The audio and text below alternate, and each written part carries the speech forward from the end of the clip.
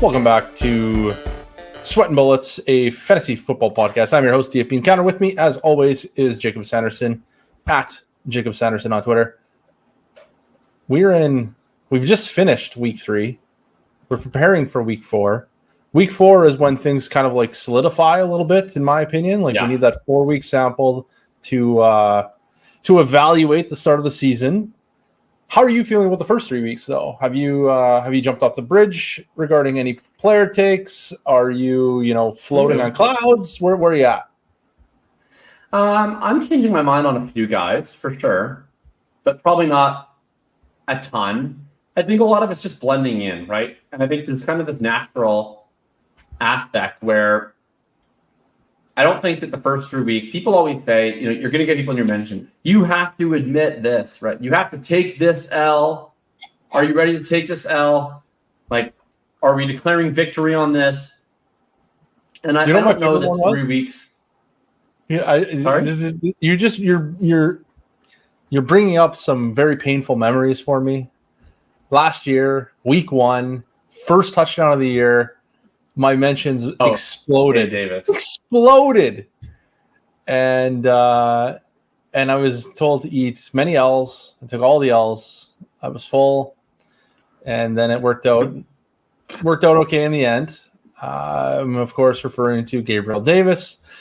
The year prior, I also got a heaping helping of L's regarding Bryan Edwards. Final 2-minute heroics in overtime, and that one worked out okay for me as well. So the early, it's been a pretty serene season with Gabe, where he's basically just had the Gabe Davis season so far, which is he had one really bad game, he had one would have been a bad game, but he caught a touchdown, and then he had one really good game, and it's that's well, we're fine, but nobody's talked about him really in any respect. Nobody's been Gabe Davis sucks. Gabe Davis is great. He's just been Gabe Davis. He's ran all the routes. Sometimes he gets more targets. Sometimes he doesn't. Finds the end zone a lot. Runs deep routes. So sometimes he hits on a big deep route. It's been nice. I bought a lot of Gabe this summer just because he was really cheap. People were here, have Gabe Davis for a third and Alec Pierce or whatever. And it was yeah, sure. You stick him in your lineup and see what happens. You just roll the dice. Sometimes you get 25, sometimes you get 5. Just imagine going out into the fantasy football world and offering up trades for Gabriel Davis when you could have just been picking up Josh Palmer on waivers this whole time. Yeah. So Josh Palmer, we're going to lead our show with this.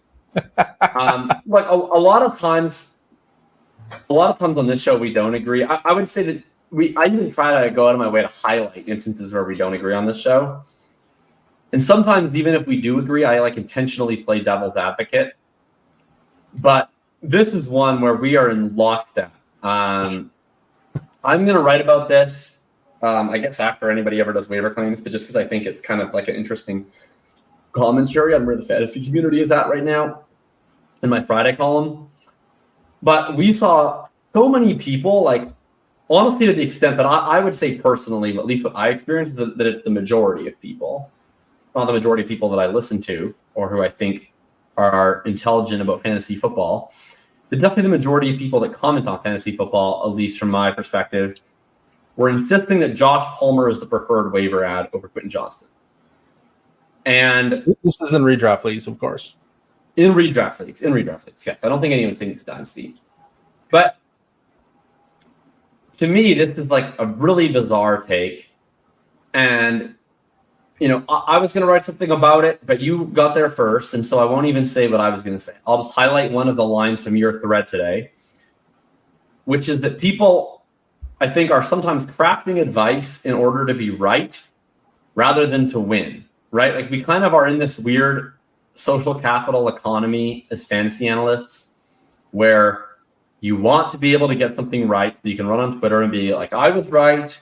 And you don't want to have really embarrassing wrong takes because people are going to quote tweet you and be look at this idiot.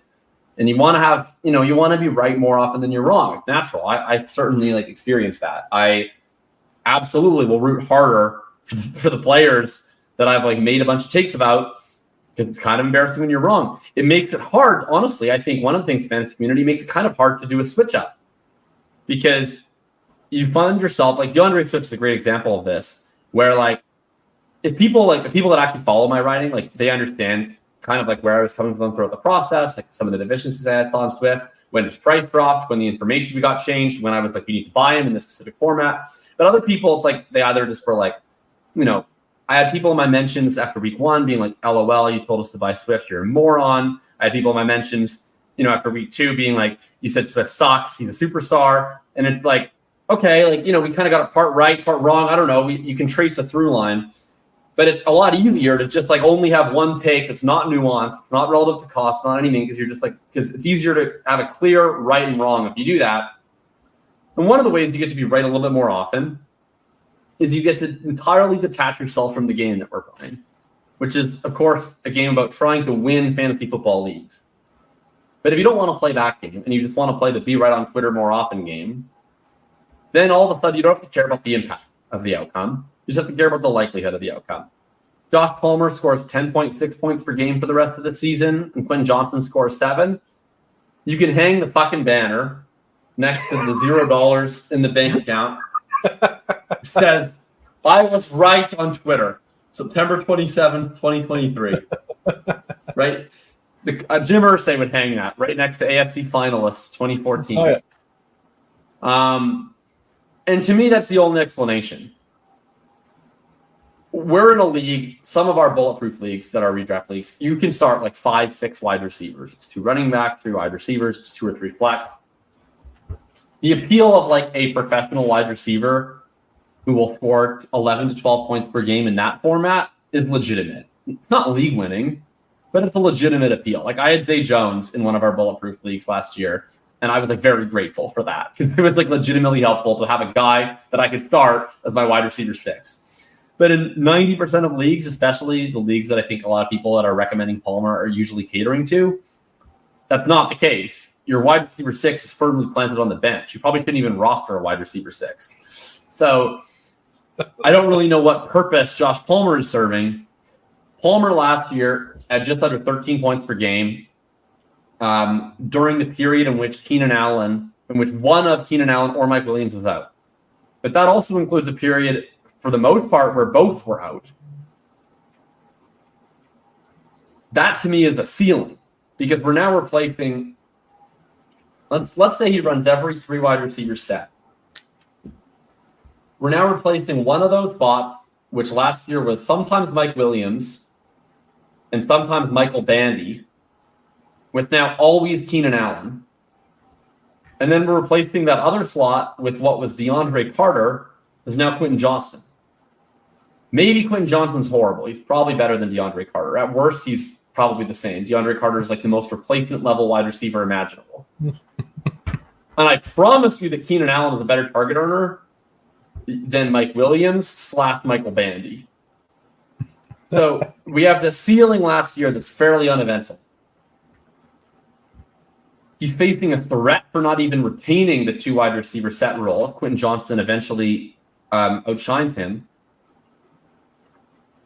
And even if he does stay in that role, he's now competing with better target earners on both sides. So that's probably coming down. They also have not actually shown the inclination to necessarily pass always that much. They have in recent weeks. They didn't out of the gate when Austin Eckler was healthy. Can you explain to me what possible purpose Josh Palmer serves other than people wanting to dunk on Quentin Johnston fans? Because that's the only possible purpose that I can see in touting Josh Palmer. Pride of Brampton. Shout out Canada. That is the only option. I didn't even like when Mike Williams got hurt and they were like, oh, it could be season ending. I was like, oh well, I mean, that sucks for Mike Williams. Great news for Quentin Johnston. Never even occurred to me. Didn't even register that somebody out there would be like, no, Josh Palmer's your guy.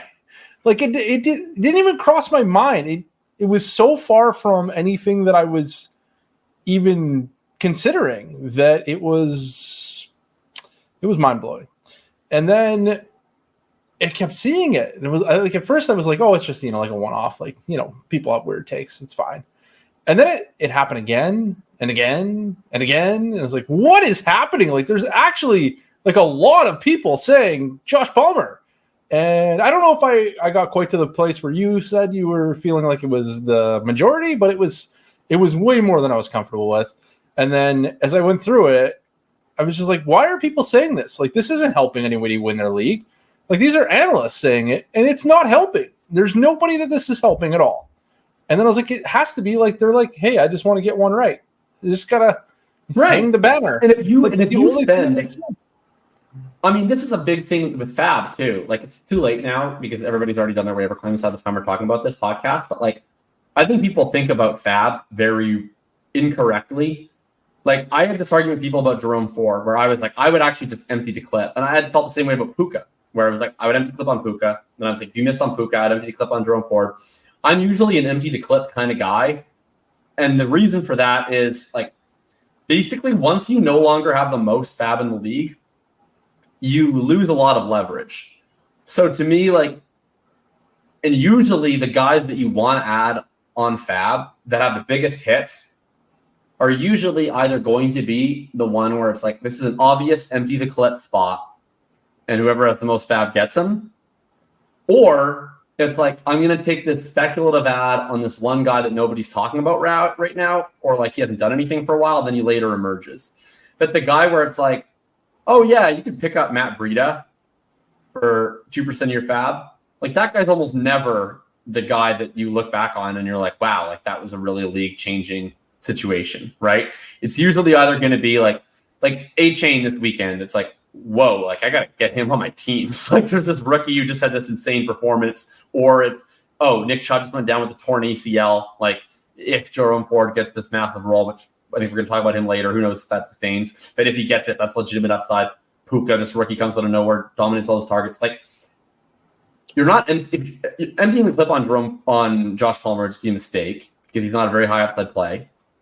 But like, I don't even really know what purpose it serves to bid like 20% of your Fab on him or 30% of your Fab on him.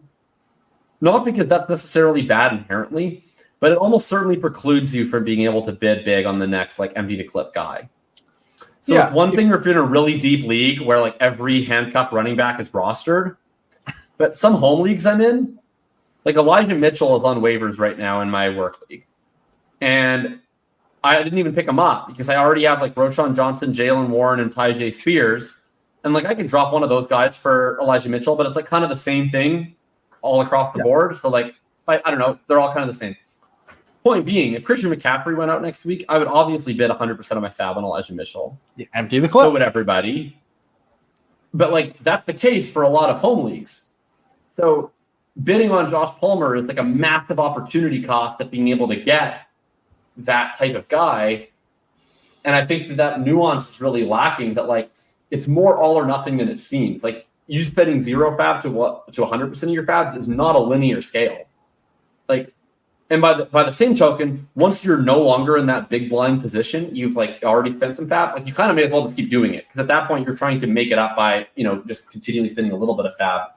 I haven't seen that after the discussion discussed at all. But to me, that's even more the case for like, once you make a bid that precludes you from making the biggest bid on someone, you better be taking a massive cut. And Josh Palmer's not a massive cut. Last year, he was at 16.158 targets per route run, 1.24 yards per route run. That's just like a wide receiver 3/4 quality player in the NFL. Yeah, it's real bad. And I don't understand it. And I really don't. Yeah, it just. If you don't follow me on Twitter, follow me on Twitter and go to this thread. It says, just search the FB Encounter. I am convinced that the Palmer versus QJ waiver discussion is the most obvious litmus test for do you know ball or not. Obviously, in this context, I'm talking about fantasy football, not real football, because I don't give a shit about real football. We're playing fantasy football. And then there's a whole thread. There's, 8, 10 tweets. Maybe it's nothing too complex, but one of my mentions have been on fire for like a whole day as a result of this. And basically everyone's telling me that I'm a fool. And if Quentin Johnston was actually good, he would be playing ahead of Josh Palmer. Josh Palmer. Which is an interesting concept because does that mean that Quentin Johnston is bad because he can't pass Josh Palmer, who is in like bad then? Like he can't pass the bad player? That's why he's bad? Is that the argument? Because this is a weird argument to go with on you should pick up Josh Palmer. Pick up the bad wide receiver because that's always panned out well for everyone. I was so tilted by this. I then went and put up another poll or another post. Pardon me. I put up a new post, and it was just a simple poll: is Josh Palmer good or not good? And it was overwhelmingly not good. And then I come back to the fact that we simply do not see bad wide receivers in any offense really have a tremendous degree of success. Yes, we see 10 to 12 points per game. That happens. But we rarely see 14, 15, 16 points per game, which is really the only thing that makes any kind of impact. If you were in a redraft league, you can probably get somewhere around 10 points per game off waivers virtually every week. Like it's not hard to get a 10 points per game. There's no functional difference between like Josh Palmer and Adam Thielen. No, not at all. Well, Adam Thielen's probably not on waivers either, though. But still, sure. Like there's just Shark. That's a great example. There's really no functional difference in having one or the other in your lineup because it's going to be a marginal difference. He's just a route eater. Yeah. So, and that's kind of like the crux of it is like, well, if Josh Palmer was good, then we can't really blame Quentin Johnston for being bad because he's behind a good player. And if Josh Palmer is bad, then we really don't want him on our team anyway because he's bad. And that's quite that simple. Like the whole reason people are down on Quentin Johnston, he hasn't ran enough routes for anyone to be like he's bad because of his play, right? The entire thesis of why he's bad. No one blames him for being behind Mike Williams and Keenan Allen. Like no one ever would have expected him to pass those guys in 3 weeks. It's not reasonable to expect him to pass legitimately good NFL wide receivers in 3 weeks. Nobody's upset at JSN for not passing Lockett and Metcalf. They're a little bit upset, I think, by like his low ADOT and they're not running more 3 wide receiver sets. But no one's like, why is he not taking Tyler Lockett off the field yet? The whole reason why people are tilting about QJ is that he hasn't taken Palmer off the field. Inherent in that grievance is that you think Josh Palmer sucks. So like you can't then be excited about Palmer. It doesn't make any sense. Yeah, it's a wild ride. It's a wild ride. Well, we're on the same side with that one, but let's get into. Well, let's just talk about QJ a little bit in his own vacuum, like in a dynasty context. We're on the same side of this discussion because I don't even think it's like a player take discussion. I think it's just like a do you value the possibility of upside discussion, really, right? Like I talked to you before the show how I picked up like a ton of Christian Watson last year in the early middle of the year off waivers because I was just like, I think this guy's probably ass, but I don't know. It's like a rookie who's athletic. Maybe he gets healthy, maybe he does something, and then I was starting him every single week during the fantasy playoffs. To me, it's that simple with Quentin Johnston, like regardless of what I think of him as a prospect. And to be clear, I think he's a much better prospect than Christian Watson was. Like, oh, do I want like the young upside rookie who I don't know anything about? Or like, do I want the guy who we know too much about? But as a guy who was a bigger fan of Quentin Johnston as a prospect, like what's your level of concern if this Mike Williams thing is an opportunity, let's say, to re-roll him for like a 2025 first? Would you get off the train at this point? Or are we holding on? I'm holding on. I mentioned this to someone in the comments to my thread, so I don't think really anybody saw it. But basically, the crux of it is wide receivers take time to develop. They don't get on the field right away in full-time roles very often.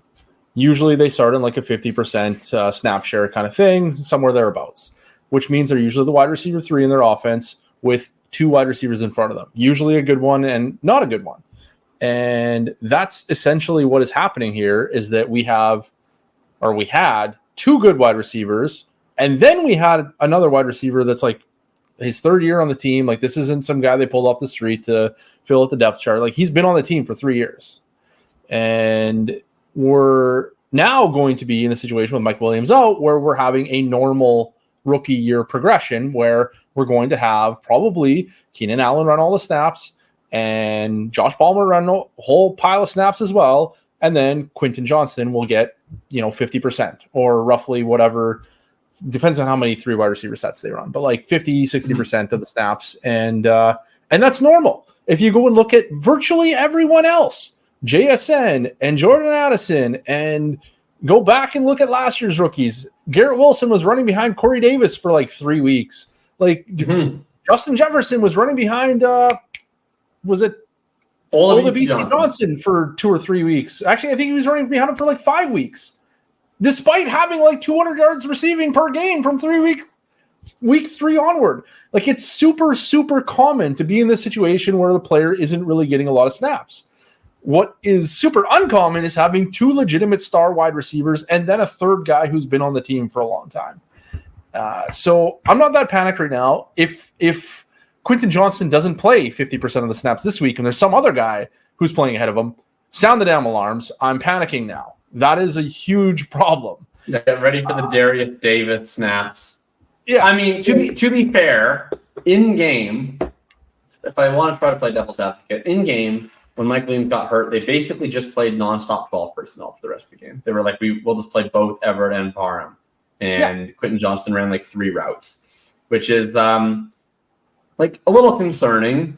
But I do think there's something different to, like, we had a game plan coming into the week and it didn't involve this guy versus now we get a full week of practice. We're going to reformulate the game plan. I don't think it matters a ton. I don't know. It matters like a little bit, but it's like very much the margins to me. I'm not that concerned about it because he was 4th on the depth chart and they were probably not like sitting beside him being like, hey, Quentin, like, you got to learn the playbook this week, man. Like, you're going to be on the field. Right. This week, they're going to be like, I suspect, hey, Quentin, we can't run 2 tight end the whole game, so you're going to have to play. Yeah, we're not the Patriots. Plays. Learn them today. And like I said, if that doesn't happen, then I'm panicking. That's where I'm like, hey, this is not right. He should be able to get on the field ahead of guys that have never seen the field before. And if he doesn't, I will panic. If he goes out and he plays 50% of the snaps and he gets, 4 or 5 targets, it's fine. It's whatever. It's a normal rookie year. I'm not freaking out. Right. I'm not happy. I'm not sad. I do think too, like I think people make the Sky Moore comparison, which I totally get. I do think there's a pretty big difference between a first round pick, a second round pick, and that, like, second round picks, I think, can fail in ways that we don't see. Like, it's pretty uncommon, but it's not crazy uncommon for second round picks to just like basically never get a shot, quote unquote, even though they probably do get a shot. It's just like that they're horrible at practice or whatever. Yeah. But first round picks like almost always have to fail on the field because I feel like there's almost an element for the organization of like, you just can't really justify to the fans that like we took this guy in the first round and we never let him play in games. Like Jalen Reagor like got a ton of snaps. And the Eagles probably already knew they weren't going to go well. But I just feel like you can't really tell your fans, like, look, guys, like, we drafted a total bum and we already know he's a bum. Just, like, trust us. Whereas, like, J.J. Arcega-Whiteside never really did. Like, they gave him, like, snaps in a couple games when literally everybody else was hurt. But for the most part, they were like, hand up, we made a mistake. Like, we're not playing this guy. He's bad. He was a second-round pick. It's fine. Cody Latimer, I don't know why he sticks out in my mind, but he sticks out in my mind as, like, a second-round pick. He's like a third-rounder, never saw the field. He was a second-rounder. Was he? Oh. Yeah, I'm almost certain he was a second-round pick. He could have been. He was big, I remember. Like, he was like a very sexy alpha-looking guy. Yeah, he was drafted in the second round. And that's the guy that, like, was never really, like, quote-unquote, given a shot. But first, it was like N'Keal Harry was given a shot, right? Like, N'Keal Harry had a full season. Not really his first season as much, but in his second season, they were like, okay, like, we're giving you a chance, N'Keal. And he was like, I can't play football. And they were like, oh, okay. That's what he said. He went into the huddle. Like, actually, I can't play this game. Get me out of here. Like, the only guy I can think of that never got, like, a really extended shot was Kevin White. And that was more just because every time he did, he got immediately hurt. I'm going to go ahead and say that you're incorrect. That's not the only guy you can think of. The other guy is so irrelevant that you can't think of him because of his irrelevance. And if I could just interest you in watching his highlight reel one more time, I am certain you'll remember who it is. highlight reel of his rookie season lasts about 6 seconds. His name's Laquan Treadwell. And he never got a shot. Oh, yeah, he never got a shot. That's true. He didn't get a shot. He actually never. That's true. He never played. Okay. No, not until found the one, 2 teams later. Then he played a little bit with the Jaguars a couple years ago. Okay, so that's basically where we're at. But that's the guy. That's true. Unless he actually so I just have it in front of me, and Laquan Treadwell started 7 games his second year and 7 games his third year. It's rough. Not just played, started. Yeah. So he did get a chance. Just not his rookie year. Got a chance. Not in his rookie year. My point being with all this, I think even if Quentin Johnston is bad, he was probably going to get a shot anyway. He's definitely going to get a shot now because Mike Williams is out. Yeah. And I think even if he's bad, look at Josh Palmer, for instance. Josh Palmer sucks. Targets per run is brutal. Yards per run is brutal. Matt Harmon's on record saying he might be his least favorite wide receiver in the entire NFL. The second. Let's just pause for a second because you've probably seen it, but his success rate versus coverage per reception perception versus man, he's in the 7th percentile, but that's okay because he's really good against zone at the 5th percentile. He doesn't beat any coverage. He literally doesn't beat coverage. That's the you're saying N'Keal Harry goes into the huddle and he's like, I can't actually play football. Palmer is if they don't cover me, I'll be a lot better. I promise. Right. Oh, it's brutal. So, point being, and people still kind of like him, and he still kind of scored some points. It's good to be Justin Herbert's offense, right? They're going to throw a million times. They play at a really high pace, all that. So, and then you have, Quentin Johnston's first-round draft capital pedigree. Basically, I think even if QJ is total butt as a player in the vacuum, he's probably still going to play, and he's probably going to still have some moments. I feel worst case scenario is he'll play as the clear wide receiver 3 the rest of the year. He'll run 70 to 75% of the routes. So have a 15% targets per route run. He'll probably still make a few plays and score a few touchdowns. And people will be like, Mike Williams is hurt and dead. He'll be the wide receiver 2 next year. They drafted him for a reason. He won't have the same value as today, but you're probably still going to be able to move him for a 2nd-round pick. So actually, to me, the floor is actually kind of high. Not the floor in terms of what is he as a player, but in terms of what can you sell him for next offseason if we're pretty sure he's bad? I would still really bet he's worth a 2nd-round pick because Sky Moore is still worth a 2nd-round pick. Romeo Doubs is still worth a 2nd-round pick. Once you kind of have any sort of reason behind you, you have to fully Treadwell it. And I think that's pretty much out of the cards at this point. So I would hold Quentin Johnston. I would even buy Quentin Johnston. And then, the thing is, I always thought he had a lot of bust risk. I never said he was a horrible prospect. I said he was a high variance prospect. I thought his bust risk was pretty high. I also think his ceiling is pretty high. You take a player like that, we're going to talk about Fields probably, and you start to weight the price closer to where more of the bust is priced in and less of the boom is priced in, I'm in. So I'll be sending some Quentin Johnston offers. Probably not a first, but I'll probably send some kind of boring receivers and see what happens. Well, I know you're going to get them for a discount right now coming off the injury, but if he I think you might, based on how people feel about him. That's a good point. I feel some people are looking at this and they're like, this is my chance to sell high. I'm going to probably try in half my leagues this week. I don't want to do it. I don't want to do it. I don't want to blow the load first week and let them know that I'm a truther. And then next week try again because then people will just find me aggravating. So I'm going to try on 40% of my leagues this week. And then the rest I'm going to wait. He's probably going to be behind Josh Palmer this week. And I'm just going to hope that he doesn't catch a touchdown. And then I'm going to try and swoop in next week on people being like, oh my God, he didn't even play when Mike Williams was out. Yeah. So I did talking about his, I guess, residual value and how you have more opportunities to get out.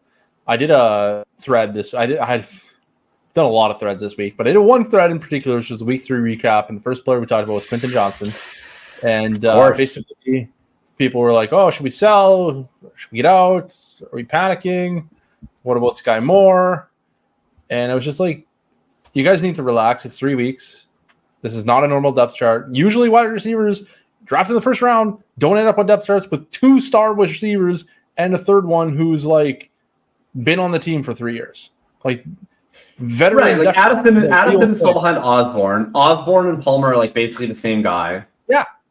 It's just that Osborne happens to be the 2 instead of the 3, so we're still seeing Addison play. Exactly.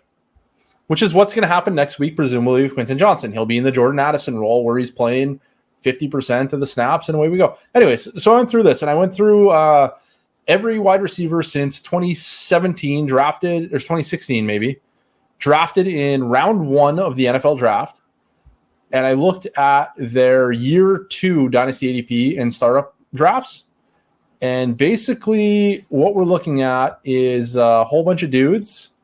This is only the ones that were like low second year ADP. So like guys in the 50 and later range. And basically we have John Ross, who was like injured and like a pretty sketchy prospect to begin with. He was 157. That was really bad. And then after that, pretty much the worst is like 100. We have Laquan Treadwell with 150. And he had one reception for like 8 yards. And he's still 113th in startup pick. Then we got Will Fuller at 101, and then we got Henry Ruggs at 99, and Kadarius Toney at 97, and Jalen Reagor at 94, and so on and so forth. We're not getting out of the second round of rookie draft value range, no matter how bad the rookie year goes. So to panic and sell them now for like a early second is just ludicrous to me. Like, just let it play out. We're not like the bottom's not going to drop out of this, so we got time. And then to like counterbalance that with where the last first round pick every year for the past back to 2014 goes in these same ADPs, we're looking at 111, 89, 84, 66, 96, 76, 93, 102, 72, 87. So it's really, really, really high probability that we are going to have Quentin Johnston available to be sold and or bought at worst for like a fringy first, second. So there's just no reason to sell right now. That's really what it comes down to. You have a lot of time to wait before you have to panic. And even then, you probably don't have to panic. And even then, if he is really, really, really inexpensive, we're just going to keep him anyway like we did with Sky Moore. And I know that Sky Moore hasn't worked out. I understand that. But he's also running every freaking route in the Patrick Mahomes offense right now. So, like, there's going to be chances, and we're probably going to get a Sky Moore blow-up game because he's on the field every friggin' snap. Maybe he doesn't put up a season-long or like a season-long season that matters, but we're probably going to get a 2 or 3 game stretch where he scores a touchdown, has 100 yards, and then goes for 6 receptions another game. And we're going to get a stretch of 13, 14 points per game, and everyone's going to say, and Sky Moore has arrived, and we're going to say, get the hell out, because we've had too much time seeing complete awful mediocrity. But right now, you just sit on Sky Moore, and we'll wait for that stretch to happen because he's getting on the field all the time. And that's going to happen for Quentin Johnston at some point, too, if the worst-case scenario plays out. And if the best case scenario... Go ahead. No, you go. I was going to say, if the best-case scenario plays out, we have a bona fide alpha wide receiver and a Justin Herbert offense for the next decade. Like, the ceiling here is so attractive that I don't really care that much about if it goes to second round picks and I have to get out in a panic like I am going to try with Sky Moore at some point. Right. So and do people remember how like much they've changed on rookies recently? Like, I swear people have the shortest possible memories. Like Achane, who we're going to talk about next because we're transitioning into some of the breakouts to discuss and whether we're buying those, selling high, etc. Achane 2 weeks ago was a healthy scratch. And then he scored 50 fucking points, right? Like, he went from a guy that people were in the Discord being like, should I just sell him for any second? Like, is he just dead? Is he completely dead? To like, is he a top 12 dynasty running back? Like, in 2 weeks, right? So like, it's like Christian Watson is the guy that I keep bringing up. Like, he was completely left for dead. I saw him dropped in a dynasty league last year. Like, and then he completely went bonkers, and he was a Rookie of the Year candidate by the end of the year. Like, folks, relax. Like, again, people will bring up Sky Moore. They'll bring up other guys. Bring up Bateman, for instance. by saying relax, I don't mean that every rookie is going to work out. But I do mean that the reason why we try to have extra rookie picks all the time and pick extra rookies in our drafts is because of the asymmetric upside that these profiles have. You can't go down that much in a year. You can go down, but like Sky Moore went from like a mid to late first value to like a mid second after pretty much worst case Ontario for a rookie season. Trey McBride went from like a mid second to like a mid second after doing like literally nothing, right? Rashad Bateman, I don't even know if he fell in value. Like he basically maintained his value after doing really not that much as a rookie. Like the market is very lenient. You're basically looking at a second round floor value for your first round rookie picks, but you're looking at an infinite ceiling value. I mean, Sam Laporta in 3 games went from a guy that we could take in the early to mid second round of our rookie drafts consistently to potentially the dynasty tight end 1. Like no one is accepting a first round pick for Sam Laporta. You better be, they're probably not even taking a first and a second, right? The room to grow, at worst, in a month, Quentin Johnston is going to be worth like an early second or a mid second. At worst, in a year, he's probably going to be worth like a mid second. At best, he could be worth 2 firsts in a month. Doesn't seem like it now. I don't think that that's likely, but that is fully within his range of outcomes.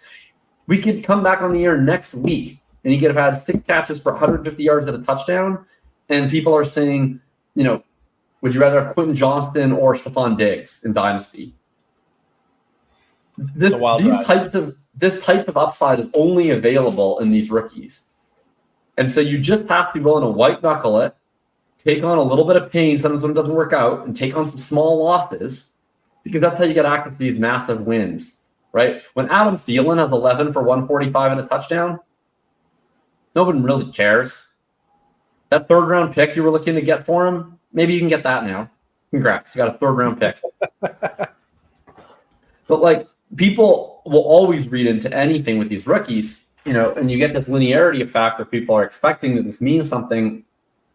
So you got to hold them.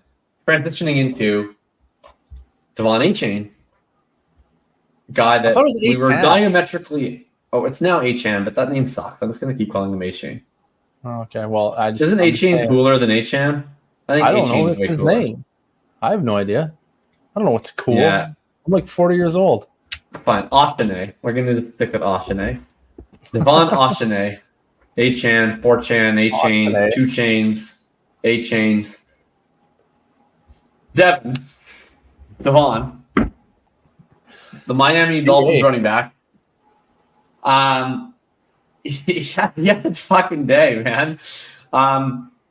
If you look on the Next Gen Stats website, they don't have weekly rush yards over expectation. The last 2 and then into this year, starting in 2021, they have weekly. Go back to 2020, it's only yearly.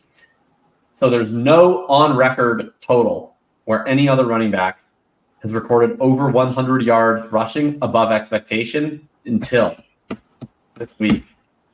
First one that they've charted, highest graded rusher in the league by PFF. Highest scoring fantasy running back in at least a while, certainly of this year. I famously have always been a very big fan of Devon Achane. You famously have not been a very big fan of Devon Achane. Your thoughts? My thoughts are that he. Did you watch the game? Did you watch him play? Can you just be honest? Of course not. Did you watch the highlights on Twitter? Of course not. I scroll through. I block anybody who posts highlights. Actually, it's a lie. I mute them. I don't want them to know that I don't want to see them. You're lying. No, I think that he was incredible this week. Good for him. Career game, and I don't know that obviously it changes a lot because he's not a healthy scratch, and that's a huge upgrade. But I don't know that it changes a lot from like a preseason to now. Like I feel like it removes the to some degree anyway. It removes bust factor, but I didn't think he was like a super bust out of the league in 2 years guy anyway. I thought he was more like a hang around being a dude doing things that don't really matter for a long time player. And I don't know that this game changes that for me all that much, considering that it was a singular game and he was a healthy scratch 2 weeks ago. And also, like, I don't really care about the healthy scratch stuff at this point. Something weird was going on. Don't you think something weird was going on? What was weird going on? I don't know. They ran for like a league record number of rush yards between two running backs. Yeah, Denver played horribly and they raced them. So I'm just I'm not like. I mean, but part of that's the fun. Like, don't you want players involved in offenses that are capable of putting up 70, right? I don't care who you play. I don't care what day you play. Like, there's probably 25 to 27 offenses in the league that just have like nowhere close to that capability of explosion. It's a haves and have-nots league, right? Like, you watch like the Falcons play, you watch even just like normal teams like the Saints play, whatever else. It's like they're not playing the same sport that what Miami is doing and some of these other teams. Like, you want players attached to this machine. Yeah, I guess to some degree, sure. It's just at what cost. Really, what it comes down to at this point is at what cost. Because I'm ready to admit he's probably like a really good football player. I'm not ready to admit he's a really good fantasy football player for the long term at this point. And now, what's your hesitation? Is it still the size that's the issue for you? Yeah, it's like size. I didn't think his profile was all that good. More so, I guess. So what didn't you like about his profile outside of size? Like that's curious to me because he legitimately had bell cow usage his last year at A&M, and he was playing filler to close to the 50 filler split. I only look at 1 year. Okay, but we're talking about an early declare player who played his first two. I'll pull it up. Hold on. Okay, as you pull it up, we're talking about a player who was an early declare, played at an SEC program. In his first 2 years, he was playing next to Isaiah Spiller, who, like, we now know is bad, but he was an NFL drafted back. So for college purposes, like, that's a pretty legitimate competition. And he's playing in a legit split with Spiller for 2 years. And then he gets an all-around workhorse role in his third year. I don't know what more you want. So Devin Achane was Achane, or however you say his name. He was a coin flip tier prospect. So, like, he's not a bad prospect. That's like an upper tier prospect. So let's not get carried away with he was a bad prospect. But he had like a 5.73 RAS, which is like really, really bad. And that's because he's tiny. That's all owing to size. Yeah. He was a pretty good athlete, I thought. Like he ran like a 4.3 or something, didn't he? Yeah. Yeah, he was really fast. But at like, what was he? 199? He's 188. 188. So, like, that's not great. And then, he scored really poorly, I believe, in Lance Zierlein's, grades. I don't 6.23. Really poorly, but yeah. Well, it's not good really enough. Poorly. I mean, it was was he like, third in the class, second, fourth in the class? It doesn't matter what he was in the class. The class sucked. He was bad overall. He wasn't bad. He was below the mark I'm looking for. We'll put it that way. He was still like better than a whole bunch of guys that I would never consider even entertaining this conversation for. So, like, he wasn't terrible. He just wasn't good enough. And then something just popped up in the way here. One moment. I don't even know how to remove that from my screen. I will move. Holy shit. I will move that out of the way. Okay. And then we got. Yeah, then he was like fine with everything else. So it's basically just Lance Zierlein hated him, and he didn't hate him. He just didn't like him that much. And then he's small, and then he was never likely going to hit Raz, no matter how athletic he was, because of how small. Nothing he could do. So it was just never going to happen. And that's pretty much it. So my case for Achane has always been that, like, he's just been kind of mislabeled because he's small, where people have just kind of put him as the scat back. And I've always said, like, it's totally possible that's just what ends up happening in the NFL. That wasn't his profile. That was not his profile. Like, in fact, his receiving ability in college is, like, fine. Like, it's really not. Definitely peaked at a 10% receiving yards market share. His yards per route run was relatively average. It's like the type of receiving that if you have a workhorse profile, you're like, oh, and he can catch the ball. But it's not like a Jahmyr Gibbs where you're like, oh, like he's a receiving back. But what he always was just like an extremely impressive runner, where throughout his career at Texas A&M was substantially more efficient than Isaiah Spiller. And then he gets his backfield to himself, and he continues to just pump out really impressive advanced efficiency numbers on a really terrible offense in a really good conference. Both over a 90th percentile box adjusted efficiency rating, that's for Noah Hills, over 90th percentile relative yards per carry, and his best marks across his full 3 years, which is really interesting when you think about 188-pound running back, is his relative success rate to teammates, so how consistent he is, and his forced missed tackle rate, which is not really what you think of when you think of 188-pound back. People are thinking, oh, he's going to bounce everything to the outside, doesn't have any power. Achane does run with power. When you watch him play versus Gibbs, and you can see it in this game, I don't mean to just pick on Gibbs because I like Gibbs, but Gibbs is a receiving back, and his size shows up on tape in terms of how he runs. He does not run with power. He has great speed. He's a great receiver. You watch them run to the outside, and Gibbs is like playing Madden with the turbo button on. He's pressing A, he's running as fast as he can, and then he's either going to hit a hole and go through it, or he's going to run out of space and he's going to get tackled. He's going to go to bounds. But with Achane, it's akin to like a quarterback who's scrambling, but he's keeping his eyes downfield at all times. He's not just taking off. I've said, and I think it's like a crude comparison, and I don't want to come off as like some film expert, because I'm not. But I watch a lot of these guys, just kind of get a feel for them. And I think that there's generally kind of 3 levels of running back vision. It's like, 1, can you hit an available hole, or do you just like run in the back of your lineman? 2, are you patient enough to sort of wait for the best hole? Are you just going to the first hole you see, or are you waiting for something to come about? And 3, are you actually running in a way that manipulates defenders to line up a hole for you to dart through? And Achane is such a cerebral player that he's consistently at that second and third level. You see him throughout the game. He's patient, but he's maintaining forward momentum. He's waiting for holes to line up. He's darting through them. He's able to have a really low pad level, so he's able to continue to break tackles and move forward even at his size. And he's generally looking to execute the scheme as designed. He's not just willy-nilly bouncing things outside, driving coaches crazy.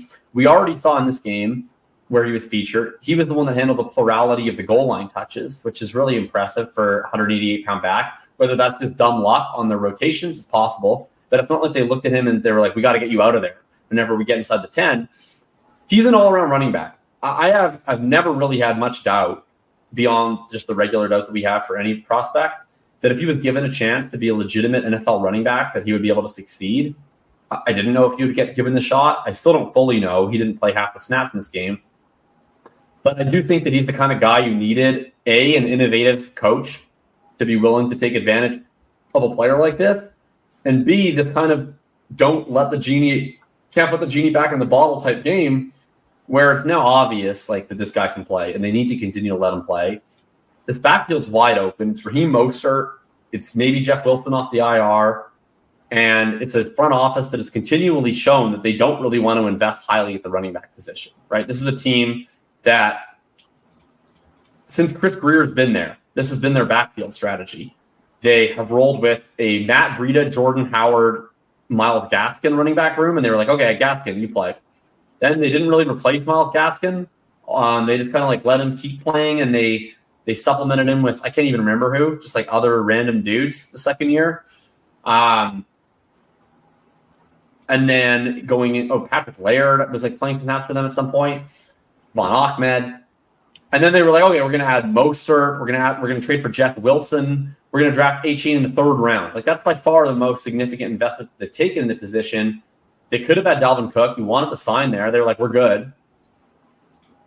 I think this is kind of the perfect spot for him to just run with this. And I don't mean run with it in terms of he's going to be Jonathan Taylor or Derrick Henry and see 300 carries. But could he be like Aaron Jones? I mean, he could even be Chris Johnson. That's the comp, right? That's the fun comp. Yeah, I think he has a legitimate chance to be one of the best runners in the NFL. I think he's a special talent, and he's in the best offense in the league. I'm buying high. I sent a 25 first for him in my home league. I acquired his services today.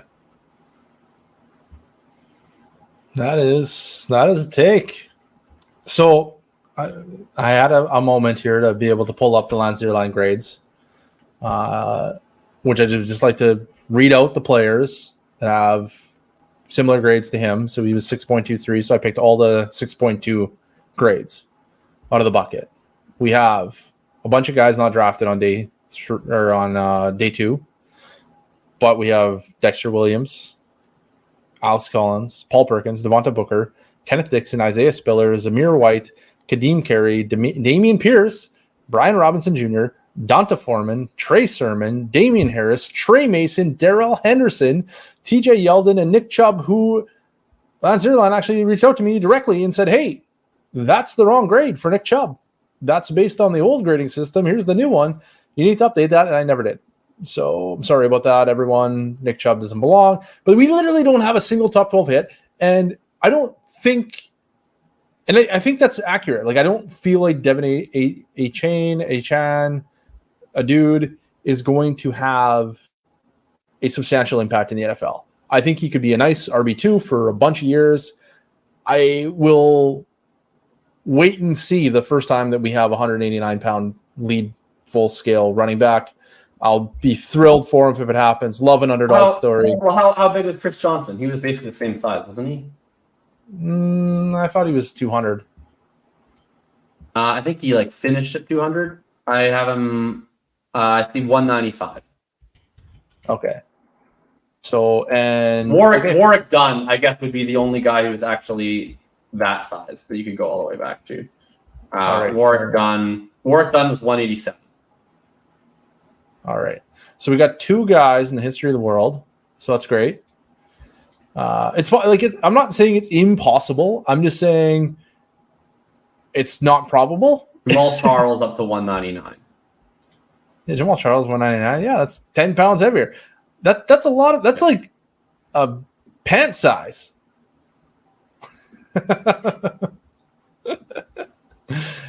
And then you look at the guys that aren't athletic, and it's awful to say he's not athletic because he runs a 4.3. He's super athletic. He's just so small that his RAS score will never pop. He could have ran like a 4.13 and it probably wouldn't have popped. He's very, very fast. It's just that feels unfair on all fronts. You can't hold his size and RAS against him. Like you can pick one. But his RAS is only back into his size, so you can't be like he's small and he's also unathletic. He's not, he's just small. Well, I don't have size in my database as like an input. Right. So I'm just saying when you're speaking about him, it's not like he's small and unathletic like Devin Singletary, for instance. He's just no, it's not that he's situation. Incapable of posting a good RAS score because he's small. He's one of the fastest running backs in the league. Yeah, but he's just so small. I don't know. It's really hard to see this becoming a real thing, I guess. And I guess if you're closed-minded, it's definitely I admit freely. I was talking about this on the show with Pat and Davis. There's an element of player take imposter syndrome that I have where. I think one of the first articles I ever wrote, thinking was basically my goal with this column is to try and give you an edge in dynasty leagues without necessarily giving you an edge in player takes. So it's a little hard when we get a spot like an Achane where it's I do feel very convicted about the player personally, but it's kind of hard to then some people are very comfortable just being this guy and I think he's great and I'm taking him here. I do struggle with that. It's not that I don't have player takes. I very much do. I think this is why I sometimes maybe come across a little bit talking about both sides of my mouth, because there are players like Achane where I'm my personal conviction in this player is very high, but also I could be wrong. Also I could be right, but the coaches could disagree with me and make weird decisions or whatever else. There's just so much more of it than my take, that I don't really want to get out over my skis, chasing an outlier profile. But it's pretty hard not to when you see this game. I think people were asking kind of where I was at on his value, and I was I'm probably going to put him either at the very top of my late first tier or the very bottom of my base first tier in my rankings. And then Cooper said oh, that's kind of underwhelming. I was well, honestly, like a player like this is kind of where rankings become almost a pretty imperfect vehicle to discuss like how to feel about this guy. Because reality is like I'm not selling him, partially because I think at some level this game is supposed to be fun, and also because I think there aren't that many special players, and I think that I don't know how to put this perfectly actionably, but ultimately this is a power law game that's defined by a few special players that can make a massive impact. And basically those players are either the players we already know are really special or the really young players we don't know that much about that have some sort of special traits. And when I see a performance like that, the player profile like this, that's probably when the reasons he kind of fell is kind of like not that related to his performance. Like it's kind of like, oh, this guy might be too small. Like that's kind of what I want when I'm looking for an outlier. Is like a guy when someone's like, this guy doesn't really have a comp. It's like, well, if I'm already betting on an outlier, I kind of want to bet the guy that doesn't have a comp. I don't want to bet on the guy that has a bunch of shitty comps. So to me, this is a guy with a chance to be special. I just don't want to get rid of. And at the same time, I can't look someone in the face and be like, yeah, his efficient price is 2 firsts, because it's not efficient. So I don't really know how to say this because on one hand, I'm definitely not going out of my way to go and trade for him well above what I would rank him at.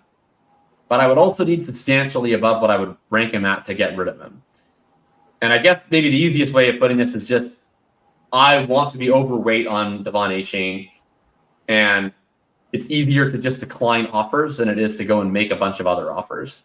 So to maintain a plus market position, I'm basically just declining offers unless I'm offered something truly otherworldly.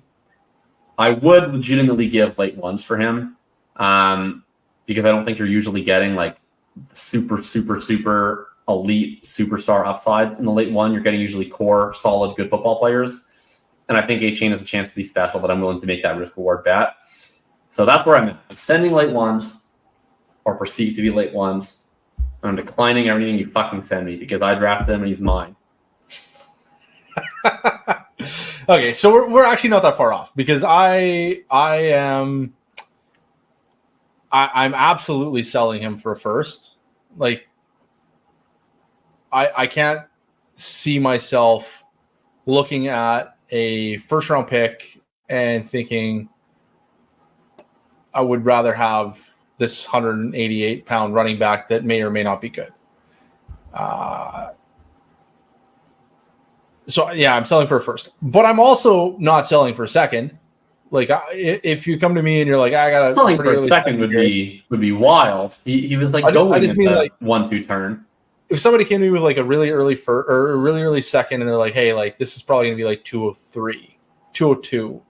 I'm probably just being like, you know what? I can get a 202 or 203 in like 4 or 5 weeks if things go south from here. So I'll just wait. And if he keeps being awesome, then I'm going to be thrilled. And I'll just wait it out. And maybe he's going to be the special game changer that you're referring to. But like I said, if somebody comes with a first right now, especially if it's next year, I'm probably just taking it. Actually, you know what? I'd probably take a 25 as well. I would take any first for him. And that's more like, I guess, game theory-ish than it is like player take-ish. Like I don't feel like he's a bad player. And I don't feel like I ever felt like he was a bad player. I just felt like, what's the ceiling here? What are we really talking about? Is anybody ever going to look this guy in the face and say, hey, handle a whole bunch of touches? Or are they going to look him in the face and say, hey, you're Darren Sproles, and that's pretty fun, but Darren Sproles never really mattered. So, yeah.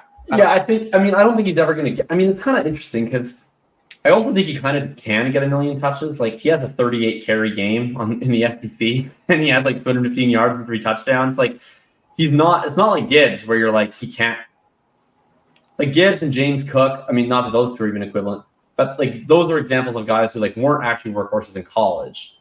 And so they're also small. Achane kind of was. Like, it's more like a Philip Lindsay situation. Obviously, I think he's better than Philip Lindsay, but, like, small guy who did get a bunch of work in college. I wouldn't say he was limited there in college. It's more just the NFL. But he's going to be probably really efficient, I think, because he's good. He's also going to be efficient because of this offense. can we get 12 to 15 carries per game and 5 to 6 targets per game? And we get like 2020, like not this year's Tony Pollard role, but like last year's Tony Pollard role, or like peak Aaron Jones role. That's, I think, kind of what I'm aiming for. I feel like that's a lot to ask. Like 15 carries a game is like 250 carries. And not many guys get that, I don't think. Well, one of the reasons why a lot of people don't get 250 carries is because a lot of people don't play 17 games. Sure. So I'd be more like if we get 150 carries and like 80 or 90 targets, I'd be pretty excited. Like I feel like that's kind of what I would expect. Well, 80, 90 targets would be crazy. I don't think he's going to get 80, 90 targets. No? Well, I think he's like a pretty average pass catcher. Well, that makes him I think he's a way better. He's like a way better runner than a pass catcher. Like I think he can be a totally serviceable pass catcher and like a threat and face. You just said 5 targets per game. That's 85 targets. Yeah, you said 80, 90 targets is too much. Come on, man. Yeah, no, I get it. It's just there's kind of like a thing. I don't. There's like a. It's harder to hit like over your maybe it's like a median of 5 targets, but like it's harder to hit like above 5 targets as frequently as it is to like hit under 5 targets. That's like when you think about it in one game versus when you think about it a whole season. It's kind of a thing. But anyway, I'm thinking like at Aaron Jones. Well, with Aaron Jones was 2019. I'm gonna guess he saw like 240 carries and 60 targets. That's what I'm just guessing. I have no idea, but I'm gonna find out. Let's see. You have that capability. What did you see, Aaron? Aaron Jones. In 2019, which is his RB2 overall year. Wow, I actually guessed pretty well. I said 240 and 60, 236 and 68. Wow, terrible.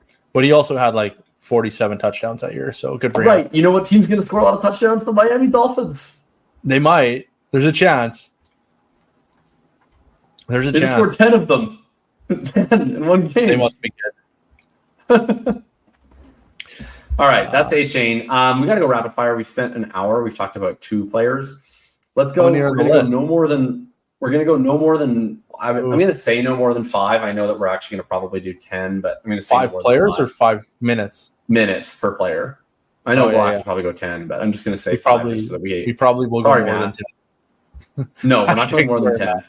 We're not going more than 10. We've already we've done 2 players, 30 minutes each. So if we just keep up that pace, we'll go to bed in about 6 hours, and we get through the whole list. Well, before we get to the rest of the list, I want to tell you that this podcast is brought to you by nobody. This podcast absolutely nobody. This podcast is not an advertisement. Probably for some reason. No. 1, we record fairly intermittently, and 2, none of you want to groom your filthy pubic hair. We're just exclusively are listened to by Neanderthals who refuse to scape their manhood. We're unscaped. This podcast is actually brought to you by Thinking, the hottest new newsletter on the market. So sign up today. Support Jacob. Is it also brought to you by Bulletproof Fantasy Football? Oh, yeah. It's in the name. I'm not sure we can really do that, but yeah. Bulletproof Fantasy Football has sponsored the Sweatin Bulletproof Fantasy Football podcast, and that's pretty great. Great. So who are we going with next? Let's talk about Puka. Okay, here's what we're going to do. We're going to make this structure. We're not just going to have like an open-ended conversation. Okay, here's the rule. 1, is it real? 2, what are you buying for? 3, what are you selling for? Okay? Puka Nacua, is it real? Yeah, it's real. You kidding me? Great. What are you buying for? Okay, no, I just want to talk about that for a second because it's so funny that people are like panicking about this. They're like, oh, it all came crashing down. He only had 5 for 71. Like, that's like the best, worst game I've ever seen. If this is the floor, I'm all the way in. It's so funny because I was out. Like, I didn't watch the Monday night game. I'm sorry. I saw the first, I saw the first half. And then I went out for drinks. And then I didn't think anything of it. And I just looked and I was like, oh, what did Puka have today? I was like, oh, 7-5, 72. Okay, pretty solid game. Like, still good, I guess. And I went on Twitter and I saw tweets. It was like, I liked Puka before he changed his name to Travis Fulgham. Hope you sold Puka. It's all over now. I'm like, I double checked the score. I was like, did I miss something? And it was like 7-5, 72. I was like, man, like clearly we've gotten to a high point when people are like victory lapping that Puka only scored 12 points per game. That's like, you guys are spending all your fab on Josh Palmer. You'll be very lucky if he averages what Puka just had in his Travis Fulgham game. I was floored. I didn't expect it's 72 yards. That's like the vitriol on such a poor performance, but there was. If we knew nothing else about Puka, and all we knew is that in his third game he ran all of the routes, had 7 targets, 5 catches, and 72 yards. I would be like, man, I'm pretty excited about Puka Nacua. Yeah. I like if you gave me JSN with 5 target or 5 receptions, 72 yards in his second game. Cartwheels down the streets. I'm thrilled. I don't know if he's for real. I suspect I'm leaning towards for real for sure. He's definitely real. I'm probably thinking he's more for real than most people are thinking he's for real, is maybe the way to put it. I'm not like stamping with approval. He's 100% in. Like, let's go. But and then maybe that'll come across when I tell you what I'm going to buy and sell for. Okay. I would buy for late first. Like I'm with you. Yes, I bought him for late first. I got a third coming back. I would take my or a mid 24 first that might be early, and it's a lottery. So it's kind of even like if it just ends up 1-6, it might actually end up 1-1.